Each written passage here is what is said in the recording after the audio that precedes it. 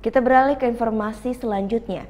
Gempa tremor terus terjadi selama 4 jam di Gunung Agung pada Rabu sore. Meski begitu, PVMBG belum akan menaikkan status Gunung Agung menjadi awas.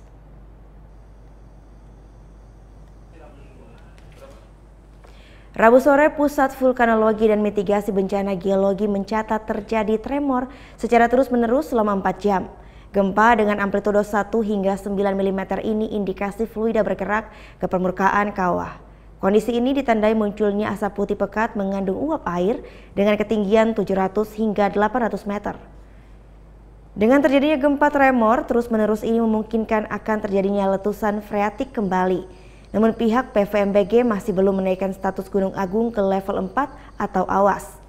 Sejak Gunung Agung meletus Selasa lalu, aktivitas gunung terus fluktuatif. Bergerak di permukaan, itu salah satunya adalah hembusan. Kan hembusan kita lihat sampai sekarang itu ya 700 sampai 800 meter ya gitu. Tapi amplitudo tremor itu ya kan ininya masih relatif kecil lah ya. Kita pantau perkembangannya seperti apa. Salah satu parameter ya. Ini kan parameter yang lain kan masih kecil ya. Itu tadi saya sampaikan ya. Kegempaan tidak ada suatu gempa-gempa yang besar ya.